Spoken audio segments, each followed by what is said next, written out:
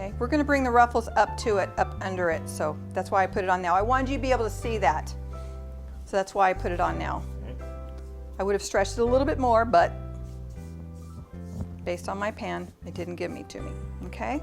All right, sugar, these are fresh flowers, all right? And putting fresh flowers on a cake is technically taboo because I just cut that, and it's got liquid in there. It's going to bleed back into the cake. So over here on the stove, I have got wax, paraffin wax, basic paraffin wax, kitchen grade paraffin wax used for canning. They covered jellies and jams with it to seal the jar. You don't have to cook jams when you cook it like that because it's shelf stable. So I'm going to take and just dunk this into the wax, let it sit and cool.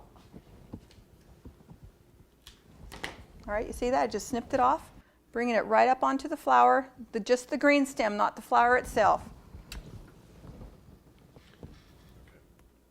That's sealing the stem. I came up with this all on my own. Nice. So I'm going to dunk this a second time.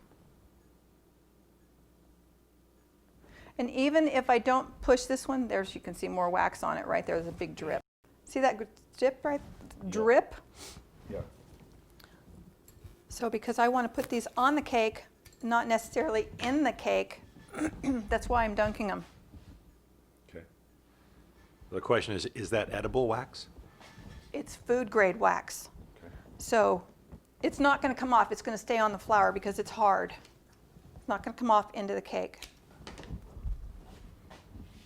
But roses and other flowers, some of them are edible and some are not. Yeah. Carnations are not. And I do want to push it in the cake, so I have sealed it. Okay? The stalk, the white flowers, I'm not going to push into the cake, but I still don't want them to bleed back onto the top of the cake with their liquid that's in there. Okay? If you get this a little too long, you can snip it off and dunk it again.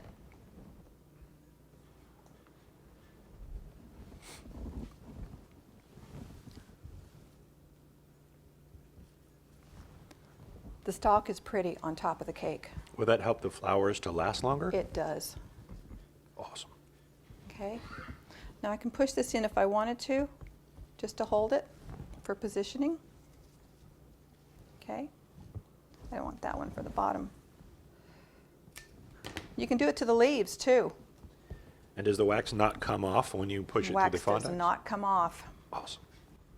Now my other thought was if the wax, you go to the venue and you don't have the flowers, the bride has provided the flowers. Creme brulee torch. A creme brulee torch. To warm up the surface of your can. This is just an old soup can that I emptied out for this. And you put it in a shallow dish of water on the stove to melt it all. Okay, take it with you, use your creme brulee torch to melt it down. Just be careful, don't torch your place. And then you only need the top inch. Make sure your wax is at the very top, okay? Because you don't want it down low in the can and you can't get the wax out of it. Quick question. Yes.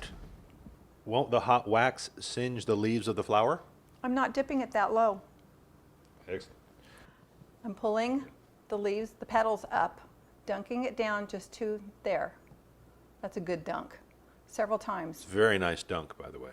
Very nice Yeah, dunk. very nice dunk. Because you can see where the wax is. That's like 3 times it's been dunked. Okay? Okay. I don't want to get the petals in there. How do you feel about the flower picks that are sold in some of the craft stores? They tear up your cake. Aha. There's not enough room in those flower picks to put the flowers in there unless you've got teeny little stems this big, and even then it's not enough. Then your cake is loaded with the flower picks. Yeah. Okay? So we're going to put this one right here. And I'm using odd numbers because I want this to look pretty. And if it's too much, Nice. Did you say that the leaves could be done as well, or no? yes, the leaves can be done as well.